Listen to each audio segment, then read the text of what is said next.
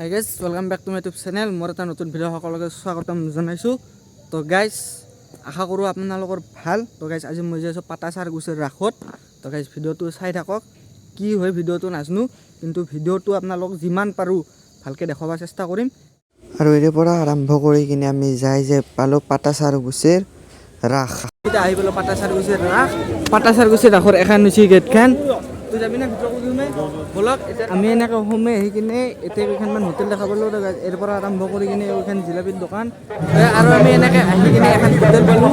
তো গাইজ, হোটেলখনৰ নাম চাওকচোন, গাহৰি মেইন। এতিয়া আৰু বেছি দেৰি নকৰোঁ, আমি এইফালে আগলৈকে সোমাই যাওঁ বলক। আৰু এইখন হৈছে পাটাচাৰকুছিৰ ৰাসৰ গেটখন। আচলতে এইখন স্থায়ী গেট নহয়, অস্থায়ী গেট। গেটৰ ভিতৰেদি আমি সোমাই যাওঁ। গেটৰ ভিতৰত বোলে গুহা আছে বলক। আৰু আমি এনেকৈ সোমাই আহি কিনে পালোঁ গুহা। কেনে লাগছে? ভাল লাগছে না? মজা লাগছে। ৰাইজাৰ বোলে ভয় চয় লগা নাই। আৰু আগৰ ইফালে আছে ৰাসখন মেইন।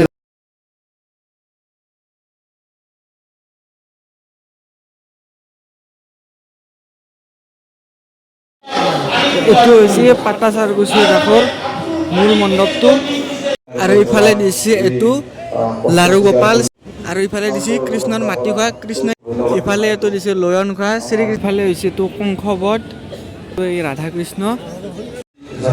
আৰু ইফালে এইটো আছে গোবৰ্ধনধাৰী কৃষ্ণ, শ্ৰীকৃষ্ণ আছে সৰস্বতী। গোটেইখিনি মূৰ্তি যদি আপোনালোকক দেখাব যাওঁ, ভিডিঅ'টো বহুত লম্বা হ'ব। আগৰ দিখিনি আৰু মূৰ্তি আছে। আৰু এই ৰাসৰ পিছফালেদি বৈ গৈছে এইটো কালিয়া নদী, আৰু এই নদীটোৰ ওপৰত এইগিলাখন মূৰ্তি দেখাই দিছে আপোনালোকক। এইফালে দিছে এইটো শ্ৰীকৃষ্ণৰ কালিয়া দমন, আৰু ইফালে এইটো আছে বেউলা লক্ষীন্দৰ মহাদেৱে এইফালে এইটো তাণ্ডৱ নৃত্য কৰি আছে। আমি এনেকৈ আহি কিনে পালোঁ। ইফালে এইটো এটা চেল্ফি পইণ্ট, সিফালে সেইটো এটা চেল্ফি পইণ্ট। ইফালে দিছে এখন দলং, মানে এখন দলং নহয়, এই বাঁহৰে এখন বান্ধৈছে। ইফালে গায়ক উঠোৱা হৈছে বলক।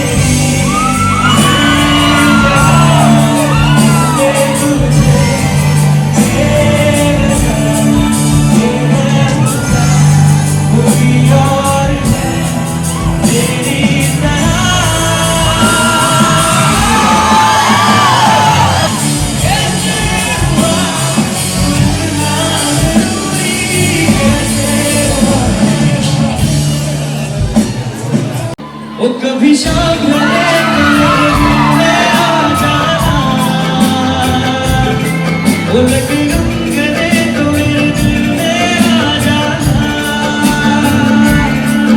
मेरा दिल जलाने